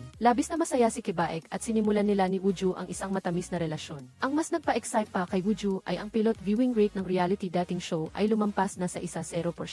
Ang performance nilang dalawa sa programa ay nakatanggap ng maraming papuri. Masayang nagpalakpakan ang magkasintahan at ang kumot sa ilalim nila ay tila naging flying carpet na nagdala sa kanila na lumipad sa himpapawid. Nagpa siya ang team leader na sunggaban ang pagkakataon. Pinahintulutan si Hayaong at ang kanyang mga kasamahan na muling buuin ang grupo upang ipagpatuloy ang pag-shoot ng season 2. Gayunpaman, ang kondisyon ay kailangang tanggalin si Wooju, kung hindi ay hindi sila magkakaroon ng schedule. Pumunta si Wooju sa kumpanya na masayang masaya, ngunit hindi niya inaasahan na marinig ang masamang balita na ito. Para maiwasan ang kahihiyan sa lahat, napilitan siyang ngumiti ng pilit. Alam ng direktor at ni Hayaong na si Wooju ang gumawa ng reality script. Kung wala si Wooju, hindi magiging posible ang programang ito. Nais pa sanang magsalita ng direktor ng ilang magandang salita para ipagtanggol si Wooju, ngunit ayaw niyang pahirapan ang lahat at nagpa siya siyang umalis. Sa panig ni Kibaek, matapos ipalabas ang variety show, lubos siyang minahal ng publiko at nagsimulang makatanggap ng maraming kontrata sa advertising. Si Kibaek, na gumanap bilang flying carpet ni Jonghyun, ay mayroon na ngayong sariling manager. Si Kibaek ay naging isang malaking bituin sa loob lamang ng isang gabi. Kahit sa supermarket ay may nakakakilala sa kanya at humihingi ng autograph hanggang sa mga wit ang kanyang kamay. Ang lasa ng kasikatan ay nagdulot sa kanya ng kaunting pagkaligaw na nakatuon sa sarili niyang kaligayahan at hindi napansin ang krisis ni Wooju sa trabaho. Ang kanyang mga mata ay nagpakita ng malinaw na kalungkutan. Pag-uwi, natuklasan ni Kibaek na bumalik na naman ang dating sakit ng kanyang ama. Tuwing umuulan, sobrang sakit ng tuhod nito na hindi na matiis, mas tumpak pa kaysa sa weather forecast. Dahil sa pagtitipid, tumanggi ang kanyang ama na magpatingin sa doktor. Ang matandang mag-asawa ay nanonood lang ng TV sa gabi ng walang ilaw. Gusto ni Kibaek na magbigay ng mas magandang buhay para sa kanyang pamilya, kaya napilitan siyang patuloy na sumali sa mga programa. Sa araw na iyon, isang reality show ng pamilya ang nagpasya na mag-shoot sa bahay ni Jonghyun at inimbitahan si Kibaek na maihatak sa publiko na sumali. Upang mapahusay ang epekto ng programa, hinila ni Jonghyun si Kibaek upang kumanta at sumayaw sa harap ng kamera. Ang pakiramdam ng direktor ay hindi pa ito sapat, kaya nagpakita siya ng pagiging mausisa tungkol sa isang lihim na silid sa bahay ni Jonghyun. Hindi matiis ni Kibaek ang labis na panghihimasok ng kabilang partido, kaya nagsalita siya upang ipagtanggol si Jonghyun. Ayaw ni Jonghyun na magkaroon ng gulo, kaya pinalayas niya ang production crew. Habang naglilinis, nakita ni Kibaek ang dalawang bote ng alak sa istante na nagpaalala sa kanya ng mga alaala noong bata pa siya. Noong high school, sina Kibaek at Jonghyun ay matatalik na magkaibigan, at napakalapit nila na sila ay lihim na uminom ng alak ng magkasama. Nagtiwala lang si Jonghyun kay Kibaek tungkol sa hindi magandang buhay pamilya. Mahirap ang pamilya ni Kibaek at madalas silang dinadala ng mga nagpapautang na nagpilit sa kanila na lumipat ng bahay at lumipat ng paaralan.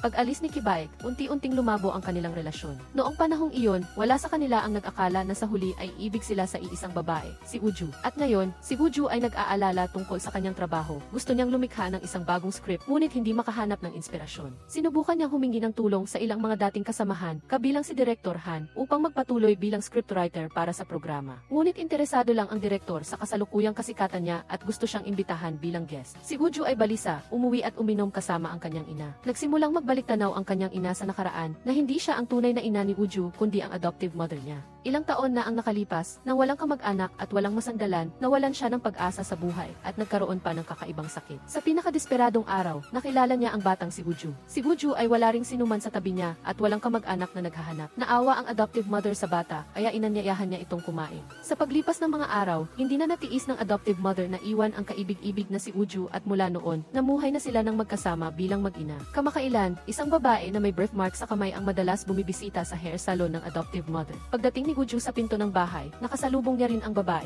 Naalala ni Wooju na mayroon ding ganoong birthmark sa kamay ang kanyang biological mother at naikwento niya ito sa kanyang adoptive mother. Pagkatapos makita ang babaeng may birthmark, malamang na nahulaan na ni Wooju at ng kanyang adoptive mother ang pagkatao ng babae. Sa ibang dako, nalaman ni Kibaek ay hayaong na tinanggal si Wooju sa team at nawalan ng trabaho bilang scriptwriter. Nang makitang malungkot si Wooju, inilabas siya ni Kibaek para mag-date. Sa daan, pinag-uusapan ng mga tao ang nilalaman ng reality dating show. Maraming babaeng tagahanga ang gusto si Jung Hyun, ngunit kinasusuklaman si Wooju dahil tinanggihan niya ito. Natakot si Wooju na makilala ng iba, kaya dali-dali siyang lumayo. Nagkaroon ng ideya si Kibaek, hinila niya ito sa isang tahimik na parke upang maglakad-lakad. Sa kanilang pag-uusap, tinanong ni Kibaek si Wooju kung mayroon ba siyang pinagkakaabalahan kamakailan. Patuloy na humingiti si Wooju at nagsasabing ayos lang siya, kaya sumuko na si Kibaek. Kinabukasan, habang pauwi na si Kibaek mula sa pamimili, nakita niya si Wooju na nagbubuhat ng gamit papunta sa kotse, kaya dinala niya ang karton ng gatas at lumapit dito. Biglang sumulpot ang kasamahan ni Wooju kaya nabigla si Kibaek. Nagmamadali siyang ibinato ang karton ng gatas sa hangin at sumugod sa lupa para saluhin ito. Hindi inakala ng kasamahan na ganoon kapanik si Kibaek. Sa totoo lang, alam niya na naninirahan si Kibaek at Wooju nang magkasama nang kumukuha siya ng impormasyon tungkol sa mga bisita. Ang kanilang relasyon ay sa pagitan ng may-ari ng bahay at umuupa. Ngunit sa kabutihang palad ay hindi nabunyag ang kanilang relasyon. Pagkarinig na magsa-charity work sina Wooju at ang kanyang kasamahan, nagpasya si Kibaek na sumama. Sa buong proseso, hindi niya inalis ang tingin sa magandang si Wooju at patuloy siyang umiti ng nakatatak. Pagkatapos ng trabaho, nagtayo sina Kibaek at Wooju ng tolda sa damuhan para mag-usap. Nitong mga araw, dahil alam ni Kibaek na hindi maganda ang pakiramdam ni Wooju, gusto niyang gumawa ng isang bagay para sa kanya. Ano man ang mangyari, mananatili siya sa tabi niya. Sa ilalim ng pag-alo ni Kibaek, ikinuwento ni Wooju ang tungkol sa kamakailang muling pagkikita nila ng kanyang biological mother at ang sapilitang pag-alis niya sa team. Hindi niya napigilan ang kanyang damdamin at napuno ng luha ang kanyang mga mata sa sandaling iyon. Upang itago ang kanyang kalungkutan, bumalik si Wooju sa loob ng tolda at humiga at hiniling kay Kibaek na kantahan siya para makatulog. Ang boses ni Kibaek ay nagbigay aliw kay Wooju at nagkaroon sila ng mapayapang gabi sa loob ng tolda. Kinabukasan, sunod-sunod na nagising sina Kibaek at Wooju at nagulat sila sa isang nakakabiglang balita na nagpanganga sa kanila. Isang tao ang nag-post online na ang love program na sinalihan nilang dalawa ay puro kasinungalingan lang. Kamakailan, malungkot na ipinagbigay alam ni Director Han kay Cho Hui na hindi niya makumbinsi si Wooju at ang iba pa na ipagpatuloy ang pag-shoot ng espesyal na episode ng love program.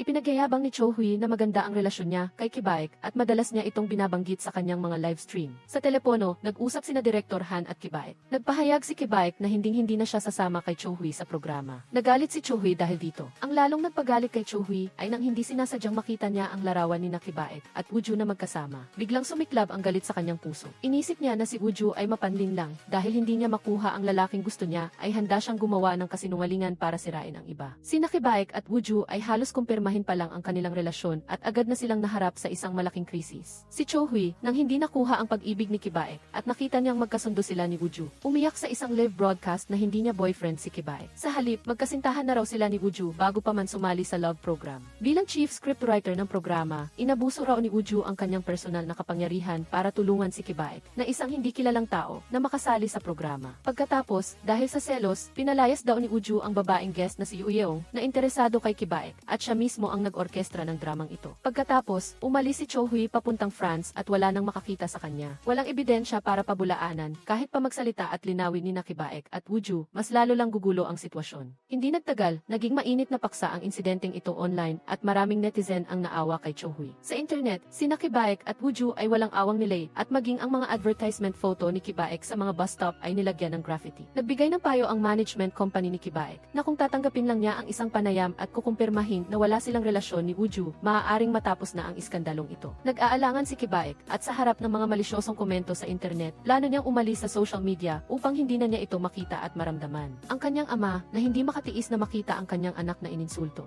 Nakasuot ng salamin sa pagbasa at umupo sa harap ng computer upang sagutin ang mga masasamang komento. Ipinagtatanggol ang dangal ni Kibaek. Nalaman ni Jung-hyun ang tungkol dito at dumating upang alamin ang sitwasyon. Ngunit inakala ni Kibaek na katulad pa rin siya noong araw na gustong manghimasok sa buhay ng iba. Noong una, nang malaman ni Jung-hyun na mahirap ang pamilya ni Kibaek, pusang loob siyang nag-ambag ng pera kasama ang kanyang mga kaibigan upang tulungan siyang malampasan ang kahirapan. Nasaktan ang ego ni Kibaek at sa isang padalos-dalos na sandali, nakipagsuntukan siya kay Jung-hyun. Ngayon, sa pagbabalik tanaw sa nakaraan, pinayuhan siya ni Jung-hyun na dahil hindi niya makontrol ang pag-iisip ng ibang tao, mamuhay lang siyang mabuti at tanggapin ang lahat, mabuti man o masama. Naramdaman ni Kibaek ang pag-alo, maging sa nakaraan o kasalukuyan, nagpapasalamat siya kay Jung-hyun. Tiniis din ni Woo-ju ang matinding pag-atake, at mayroon pang ang naghagis ng bato at binasag ang bintana ng kanyang bahay. Nang lumabas si Woo-ju para tingnan, muntik na siyang maatake. Sa kabutihang palad, dumating si Kibaek at Jung-hyun sa tamang oras upang protektahan siya at dinala ang umaatake sa istasyon ng pulisya. Ang taong ito ay isa lamang batang babaeng tagahanga na gusto si Jung-hyun at galit kay Woo-ju dahil inakala niya na iniwan niya si Jung-hyun para kay Kibaek. Ayaw ni Woo-ju na palakihin pa ang issue. Tinanggap niya ang paghingi ng tawad at kabayaran mula sa kabilang panig at nagdesisyong makipagkasundo. Nang makita ni Kibaek na muntik nang mapahamak ang buhay ni Woo-ju, hindi na siya nakatiis at nagdesisyong tanggapin ang panayam. Sa harap ng kamera, sobrang kinabahan si Kibaek kaya nagbigay siya ng isang pilit at hindi natural ng ngiti. Unti-unti, naramdaman niyang hindi na niya makontrol ang kanyang bibig at hindi sinasadyang nasabi ang katotohanan. Ibinunyag niya na si Cho-hui ang gumawa ng malaking pagkakamali at tumakas. Pagkasabi pa lang nito, natigilan ang mga reporter sa pinangyarihan. Gusto ni Kibaek na mag-relax, ngunit mas marami pa siyang nasabi na mula sa kanyang puso. Inamin niyang magkasintahan sila ni Woo-ju. Amoy ng mga reporter ang pag-ibigan, hindi tumitigil sa pagtatanong kay Kibaek. Ayaw sabihin ni Kibaek ang totoo, ngunit hindi sumusunod ang kanyang bibig, kaya siya ay nalagay sa isang kalituhan. Kusang lumabas si Woo-ju, sa tulong ni Ha-jong, nagdala siya ng isang video clip na nagpapatunay na nagsisinungaling si Cho-hui. Lumalabas, sa pribadong pag-uusap ni Cho-hui at Yoo-yeong, isang kamera sa eksena ang nakapagtala ng kanilang dialogo, sapat upang patunayan na si Yoo-yeong ay umalis dahil sa banta ni Cho-hui. Bukod pa rito, inimbitahan din si Yoo-yeong ni Ha-jong upang maging testigo. Matapos linawin ang hindi pagkakaintindihan, nananatiling mausisa ang mga reporter tungkol sa relasyon ni Kibaek at Woo-ju.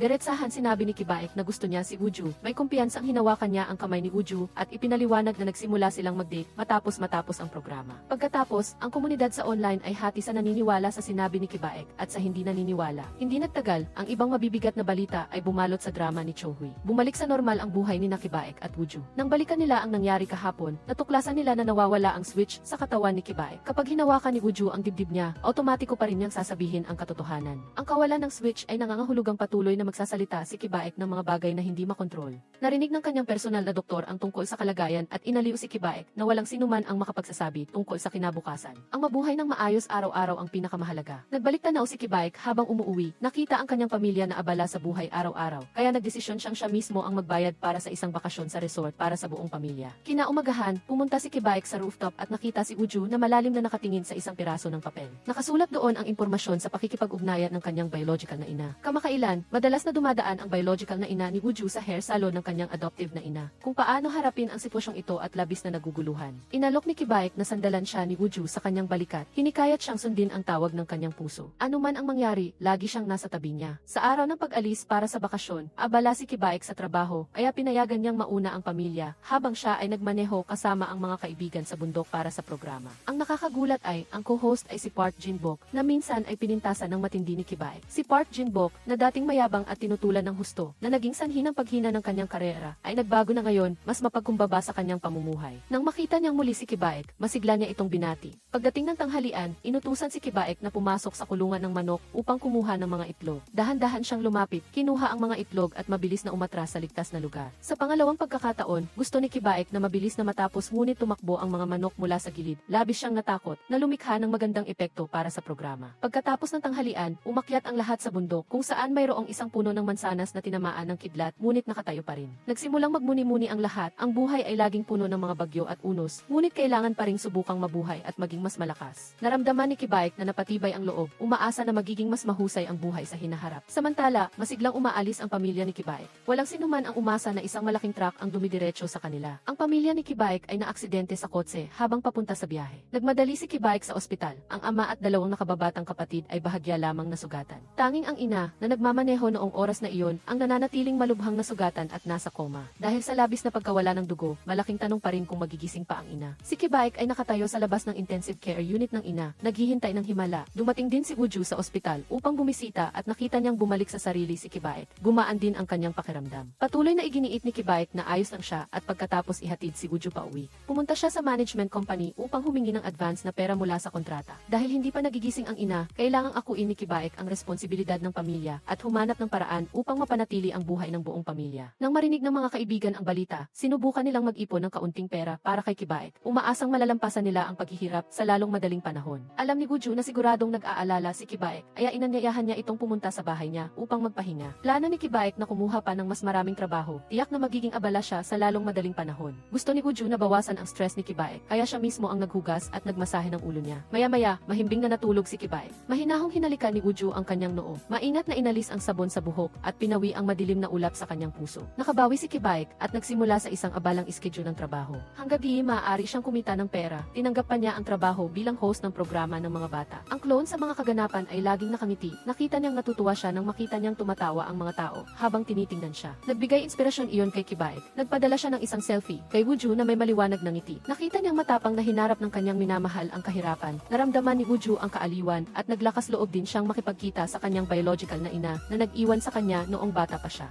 Ang kanyang biological na ina ay nagpakasal muli at nagkaroon ng mga anak, naghahanda na umalis kasama ang kanyang pamilya sa ibang bansa. Ikinuwento ni Wooju ang tungkol sa pag-iwan sa kanya na wala man lang pangalan at ang kanyang adoptive na ina ang nagbigay ng pangalan at nagbigay sa kanya ng bagong buhay. Narinig ang mga salita ni Wooju, hindi tumitigil sa pag-iyak ang kanyang biological na ina. Sa totoo lang, palagi niyang sinusubaybayan si Wooju ng tahimik. Sa pag-alis niya sa pagkakataong ito, maaaring wala na silang pagkakataon na magkita pang muli. Pag-iisip nito, mas lalong nalungkot ang puso ng ina at patuloy siyang humihingi ng tawad kay Wooju. Nakita ang ina na umiiyak ng husto, wala nang galit sa puso ni Wooju. Sa halip, nais niyang mamuhay ng payapa ang ina sa nalalabing bahagi ng kanyang buhay. Pagkatapos maghiwalay sa kanyang biological na ina, sa kanyang pag-uwi, nagkita silang muli ni Kibaek. Dahil sa pagpapalakas ng loob ni Kibaek, nagkaroon siya ng lakas ng loob na makipagkita sa kanyang ina at nagkaroon silang dalawa ng pagkakataon na linawin ang mga hindi pagkakaintindihan. Upang gantimpalaan ang katapangan ni Wooju, isinuot ni Kibaek sa kanyang ulo ang isang sombrero na gawa sa lobo na hugis ulo ng kuneho. Nakita ang ngiti sa mukha ni Kibaek. Palaging nararamdaman ni Wooju na pilit siyang umingiti. Ngunit pagkatapos ay naisip niya, si Kibaek ay isang taong hindi marunong magsinungaling, marahil ay nagkamali lang siya ng tingin. Kinabukasan, pagkatapos maging abala sa panukala para sa bagong programa, tumawag si Wooju kay Kibaek. Nagsinungaling si Kibaek na nagtatrabaho siya, ngunit nahuli siya ni Wooju na nakaupo at tulala sa palaruan ng parke. Nabawi niya ang kanyang kakayahang magsinungaling.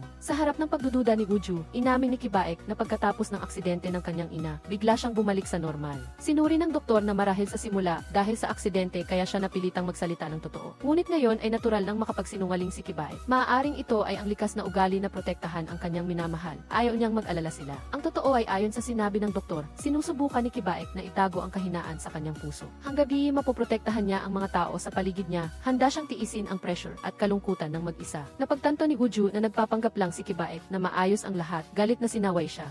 Hindi inaasahan ni Kibaek na magiging ganoon kagalit si Wooju, kaya agad niya itong yakap at sinabing, mahal kita. Nagreklamo si Wooju, ayaw ko sa iyo, hindi mo kailangang itago ang anuman sa taong mahal mo. Tumango si Kibaek, nangakong hindi na niya hahayaang mag-alala ang kanyang minamahal. Kinabukasan, hindi sinasadyang nakatanggap si Wooju ng balita mula sa management company ni Junghyun na nawawala ito at gusto pang umalis sa showbiz. Pagkatapos mag-isip, nagpa siya si Wooju na bisitahin ang lumang bahay ni Junghyun at, sa katunayan, natagpuan niya si Junghyun na nagtatago doon. Si Junghyun ay dumadaan sa isang mahirap na panahon sa kanyang karera at pumunta rito upang magpahinga at mag-isip. Si Wooju ay dumaan din sa maraming pagsubok. Naiintindihan niya na walang mas mahalaga kaysa makinig sa sarili mong damdamin. Pagkatapos pansamantalang magpahinga at ayusin ang kanyang kalooban, handa na siyang magpatuloy sa tamang landas at tiyak na makakahanap ng solusyon. Samantala, nagkaroon na naman ng problema ang pamilya ni Kibaek. Dahil gusto ni Papa Kibaek na kumita pa, ibinigay niya ang mga gawang kamay na ginawa ni Mama Kibaek dati sa isang amo. Dahil ipinangako nito na matutulungan siyang ibenta ang mga ito. Gayunpaman, pagkatapos tanggapin ang mga produkto, naglaho ito ng walang bakas. Pumunta silang mag-ama sa warehouse ng amo, ngunit hindi nila ito nakita. Naiisip na ni Papa Kibaek na hanapin ang manloloko at bawiin ang katarungan para sa pamilya. Nakita ang determinado niyang paninindigan, hindi maiwasang balikan ni Kibaek ang nakaraan. Ang kanilang pamilya ay dating nalugi sa negosyo, na humantong sa maraming utang. Noong nasa grade 12 si Kibaek, kinailangan nilang lumipat ng bahay at paaralan para tumakas sa mga utang. Nakita ang masamang kalooban ng kanyang anak, gustong magluto ng hapunan ang kanyang ina, ngunit nang buksan ang refrigerator, wala itong laman. Ang kahirapan ay nagtulak kay Kibaek sa kawalan ng pag-asa. Sinisi niya ang kanyang mga magulang at umalis sa bahay nang hindi lumilingon. Hinabol siya ng kanyang ama at sa kasamaang palad ay nasagasaan habang tumatawid sa kalsada. Sa sandaling iyon, labis na nagsisi si Kibaek. Sinusubukan ngayon ni Kibaek na kalimutan ang masasamang alaala. Pinipigilan ang kanyang ama na ipagpatuloy ang pag-imbestiga sa kaso. Nais lamang niya ng payapang buhay para sa buong pamilya. Nagkamali ng akala ang nakababatang kapatid na itinuturing ni Kibaek ang kanilang pamilya bilang pasanin na humantong sa isang malaking pag-aaway. Sa sandaling iyon, biglang may ingay sa labas ng warehouse. Lumalabas na bumalik ang amo at ang kanyang mga tauhan upang maglinis ng mga paninda. Lumabas ang kanyang ama, hinihingi sa amo na magbayad o ibalik ang mga paninda. Nagpakita ng aroganting saloobin ang amo, inutusan ang kanyang mga tauhan na turuan ng leksyon ang kanyang ama. Sino ang mag-aakalang ang kanyang ama pala ay isang dalubhasa sa martial arts? May bulong-bulungan na sinumang sampalin niya ay mabibingi. Sa pagsaksi sa sitwasyon, natakot ang amo at hindi nangahas na lumaban at nang ibunyag niya ang lokasyon ng mga paninda ay tumunog ang sirena ng pulis sa labas. Agad na nagtago ang 4 na miyembro ng pamilya at naghintay na dalhin ng pulis ang amo at ang iba pa. Nang makitang malayo na ang sasakyan ng pulis, lumabas sila. Nakita ang kasalukuyang mahirap na sitwasyon ng kanyang pamilya. Naramdaman ng ama na sinisisi niya ang sarili dahil hindi niya magampanan ang papel ng haligi ng pamilya. Ang hindi pagkakaroon ng kakayahang sustentuhan ang isang pamilya ay laging isang hindi masabing sakit sa kanyang puso. Ngayon, nagawa niyang tumayo at protektahan ang kanyang pamilya. Labis na ipinagmamalaki ng ama ang sarili. Umaasa siya na sa mga darating na araw, ang pamilya ay magtutulungan upang mapaganda ang buhay. Nagbahagi din si Kibaek na dati ay hindi siya nakikipag-ugnayan ng maayos sa kanyang pamilya. Kapag nahihirapan, palaging iniisip niya na ang pamilya ay isang pasanin. Ngunit ngayon, ganap na nagbago ang kanyang isip, diretsahan silang nag-usap. Naalis ang sama ng loob ng buong pamilya at humagulgol si Kibaek sa pag-iyak. Mas lalo pang tumibay ang pagmamahala ng pamilya. Sa sandaling ito, patuloy na tumatawag ang ospital sa bahay ni Kibaek. Nagmamadali silang pumunta sa ospital at mahiwagang nagising ang ina ni Kibaek. Sa wakas, nakahinga na rin ng maluwag ang lahat sa pamilya. Inayos ni Kibaek ang kanyang damdamin, naghahanda na sumabak sa abalang trabaho. Alam ng management company na isa siyang dating news anchor, kaya inirekomenda nila sa kanya ang isang bagong trabaho bilang news program host. Kung dati, agad na sana siyang sumang-ayon sa bagong trabaho. Palagi niyang tinitingnan ang trabaho ng anchor bilang isang marangyang maskara na tumutulong sa kanya na itago ang kanyang tunay na sarili at makatanggap ng paghanga mula sa iba. Ngunit mula nang dumaan siya sa electric shock, ganap na nagbago ang kanyang buhay, nagsimulang makaranas ng maraming emosyon. Ang pangarap ni Kibaek ay hindi nagbago, ang magdala ng totoong impormasyon sa mga manonood. Tanging sa ganitong paraan, makikita niya ang kagalakan sa trabaho. Sa pag-iisip nito, nagpasya si Kibaek na huwag munang tanggapin ang bagong trabaho. Samantala, si Jung Hyun, sa ilalim ng pagpapalakas ng loob ni Woo-ju, ay nagpasya na huminto muna at magpahinga ng ilang panahon, naglakbay sa ibang bansa para bigyan ang sarili ng bakasyon, pagkatapos ay babalik sa showbiz. Pagkatapos iwanan ang bigat ng trabaho, inanyayahan ni Jung Hyun si Kibaek sa kanyang bahay para uminom at makipagkwentuhan. Nilinis na ni Jung Hyun ang bahay, halos lahat ng alak ay inubos na niya, kahit ang pinto ng sikretong silid ay inalis na ang lock. Sa katunayan, walang laman ang silid, walang anuman, iyon ang sikreto ni Jung Hyun. Sa tuwing nalilito siya, pumupunta siya rito para umupo. At sa harap ni Kibaek, palaging nakakapagbahagi si Jung Hyun ng kanyang mga saloobin nang walang itinatago. Sa pagkakaroon ng mga kaibigan, mas payapa rin ang kanyang puso. Sa kabilang banda, nang umuwi si Woo-ju, nakita niya ang kanyang adoptive na ina na nakahiga at nagpapahinga sa sofa. Kalahok ang adoptive na ina sa libing ng ina ng kanyang kasintahan at nagplano na umuwi para mag-ayos at bumalik upang tumulong. Napagtanto ni Woo-ju na sa pagkakataong ito, ang kanyang adoptive na ina at ang kasintahan ay seryosong nais na magkaroon ng isang seryosong relasyon. Palagi siyang nag-aalala na ang kanyang presensya ay makakaapekto sa relasyon ng kanyang ina at ng kasintahan. Naiintindihan ni Kibaek ang mga alalahanin ni Woo-ju at pinayuhan siyang maging tapat sa kanyang adoptive na ina. Nakikinig sa payo ng kanyang kasintahan. Sinubukan ni Woo-ju na maging bukas at maging tapat sa kanyang ina. Matagal nang gumawa ng kamalian si Woo-ju. Basta't nakikita niyang masaya si Woo-ju, handa siyang isuko ang lahat. Gayunpaman, hindi naiintindihan ng mag-ina ang saloobin ng isa't isa at sa huli ay hindi masaya ang kanilang pamamaalam. Nakaramdam ng hindi maganda ang loob si Woo-ju, kaya espesyal na pumunta si Kibaek upang samahan siya. Tinulak niya ang swing na inuupuan ng kanyang kasintahan upang mawala ang kalungkutan sa kanyang tawa. Sa tabi niya si Kibaek, unti-unting bumuti ang pakiramdam ni Woo-ju. Pagkatapos, umuwi siya at kusang loob na nakipagkasundo sa kanyang adoptive na ina. Siyempre, naiintindihan ng adoptive na ina ang kabutihan. Hindi sila makakatapak sa susunod na hakbang. Ngunit ang kaligayahan ay nasa sarili niyang mga kamay. Nagdesisyon ang adoptive na ina na siya mismo ang maghanda ng singsing at mag-propose sa kanyang kasintahan. Ngayon, nagsimula na ang adoptive na ina ng isang bagong buhay. Maayos ang lahat. Sinimula ni Woo-ju ang paghahanda para sa kanyang bagong entertainment show. Ang una niyang naisip na imbitahan ay si Jung Hyun. Sa araw ng pagbabalik ni Jung Hyun sa bansa, nagdala siya at ang kanyang kuponan ng banner sa airport upang salubungin siya. Samantala, bumalik si Kibaek sa trabaho sa larangan ng pamamahayag. Sa pagkakataong ito, nakatuon siya sa pag-imbestiga siya sa tunay na buhay. Aksidente siyang naging taong nagsasabi lamang ng totoo. Sa panahong iyon, naguluhan siya at hindi alam kung paano siya nagbago. Sa ganoong kalagayan, hindi niya maipagpatuloy ang kanyang trabaho sa pamamahayag ng maayos. Nang makaramdam siya ng pagkadismaya, si Wooju ang nasa tabi niya at nagpalakas ng kanyang loob. Dahil sa suporta ni Wooju, nalampasan ni Kibaek ang pinakamahirap na panahon. Sila ay naging magkasintahan na maaaring maging sandalan ng isa't iisa. Ang karanasang ito ay nag-iwan ng malalim na damdamin sa kanya. Karaniwang iniisip ng mga tao na ang pagsisinungaling ay bahagi ng buhay. Ang paggamit ng kasinungalingan upang pagandahin at protektahan ang sarili at itago ang tunay na damdamin sa puso.